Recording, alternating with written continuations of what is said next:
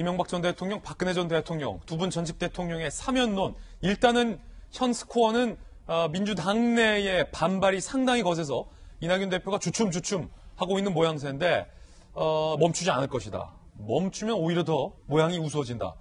라는 윤태곤 실장의 개인 의견까지 들어봤습니다.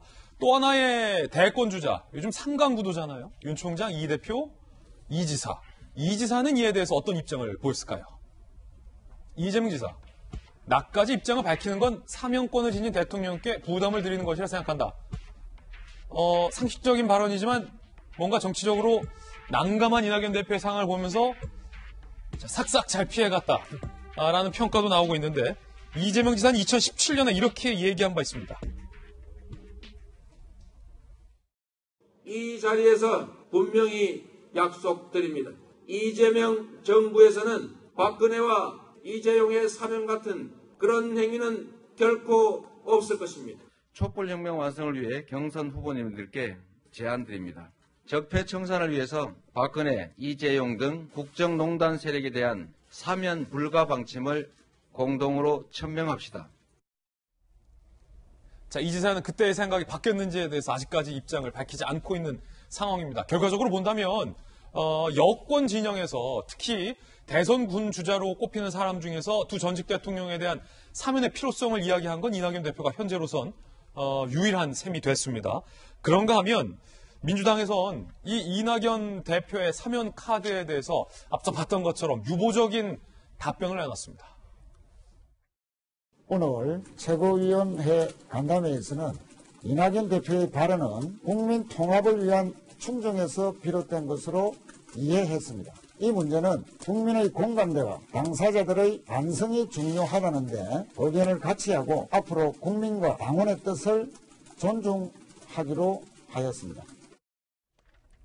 박정환 전 대변인, 네. 지금 민주당의 입장은 두 전직 대통령의 반성이 중요하다라는 거였고 이낙연 대표의 취지는 알겠으나 사면에는 동의할 수 없다라는 취지로 들리는데 지금 감옥에 있는 두 전직 대통령의 반성이 필요하다. 자, 이게 어떤 의미입니까? 글쎄 모르겠어요. 지금 수용 생활 중이고 한 분은 대법원 확정 판결이 났고 또 한 분은 대법원 확정 판결을 곧 눈앞에 두고 있는데 어찌됐건 대법원 판결을 수용하고 이 추운 겨울에 고령에 고생하고 있는 분들을 벽도부터 소환을 해가지고 이렇게 난도질을 하는 의도를 잘 모르겠어요. 언제 뭐 사면시켜달라고 그분들이 얘기했었나요? 자기들 필요에 의해서 자기들 진영에 유리하기 위해서 뭔가 꺼내놓고 이제 와서는 또다시 강성 지지층들이 반대한다고 거기다가 반성 안 하니까 사면할 수 없다라고 하는 게 저는 무슨 뜻인지 잘 이해가 안 되고요. 그 다음에 사면시켜달라고 했다고 사면시켜달라고 하지도 않은 분들한테 소환해가지고 저 이제 와가지고는 그 명분을 잡아서 반성 안 해서 못하겠다라고 얘기하는 게 무슨 그게 과연 이 국민들이 다 쳐다보고 있는데 책임 있는 정치권에서 그 공당에서 대표와 대변인이 저렇게 얘기할 수 있는 건가? 이게 최고위원 간담회에서 나온 결론이 저건가 굉장히 유감스럽고 실망스러울 수밖에 없는 상황입니다. 예. 자, 박정환 전 대변인의 의견이었는데요. 손정혜 변호사님, 사면권은 우리 국민 모두가 아시다시피 대통령의 고유 권한이고 이낙연 당대표가 아무리 총리 출신이고 민주당 내에서 대권과도 1, 2를 다투는 위치이지만 현 시점에서 이낙연 대표가 할 수는 없는 거잖아요. 그렇다면 사면론을 꺼내 들었다는 것은 상식적으로 대통령과 어느 정도 협의가 된 발언 아닌가라는 생각도 드는데 손정희 변호사님께서는 어떻게 보십니까?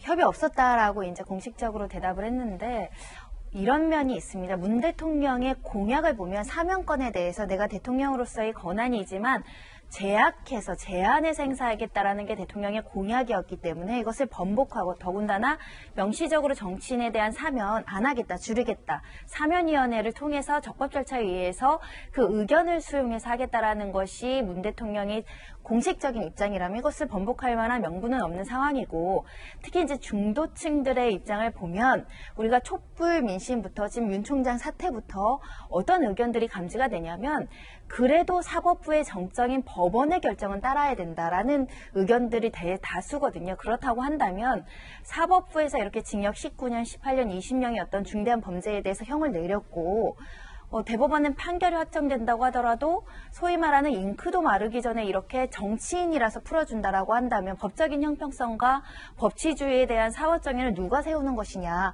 이런 의문을 제기할 수밖에 없는 것이고요. 특히 박 전 대통령 같은 경우는 수사와 재판만 거의 3, 4년 이상 하고 있습니다.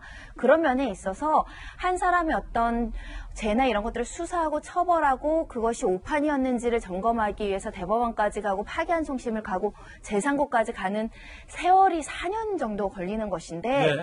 그것을 한 정치인의 의견으로 이것을 사면권을 행사한다라는 것은 국민적인 지지를 전폭적으로 받기는 굉장히 어렵다. 과거에는 사면카드가 통합카드가 되겠지만 사면하는 게 무슨 통합이지? 이런 젊은 층들의 시각도 굉장히 우세한 상황이라서 명분이 없는 한 이 사면카드는 유효적절하지 않았을 것인데, 이게 중도층의 통합의 메시지인지에 대한 설명도 현재로선 부족하다라고 보입니다. 예. 자, 그렇다면 이 사면론에 대한 야권 그리고 외부의 시각은 어떨까요? 다양한 분들의 의견 들어보시죠. 권한이 없는 여당 대표가 정치공학적으로 생각을 하지 않았으면 청와대하고 은밀하게 교감을 통해서 이 이야기를 띄워놓은 거 아닌가 하는 생각을 가지고 있고, 여기에 무슨 사과를 그렇게 받아내려고 그럽니까? 그리고 이 전직 대통령께서 사과를 하셨어요. 여당 내부에서 지금 지지를 획득하려고 했는지, 아니면 정말로 에드번을 띄우려고 했다 실패했는지 모르지만 이런 혼란에 대해서는 전 여당이 책임지고 국민 앞에 사과해야 한다고 생각합니다. 사면이 어떤 통합을 위해서 나왔다라기보다는 전국 관리용으로 섣부르게 나온 것 같아요. 만약에 정말 국민 통합을 위한 그런 제안이었다고 한다면 먼저 국민 여론을 수렴부터 했어야 될 거거든요. 근데 제가 볼 때는 여론을 들어본 것은 이른바 친문 강성 지지자들의 여론이거든요. 난리가 났더라고요, 거기. 사면을 하겠다면 두말 없이 사면하는 거고, 사면하기 싫으면 마는 거지. 반성을 하려면 잡아간 사람이 반성해야지 잡혀간 사람이 뭘 반성하라는 겁니까?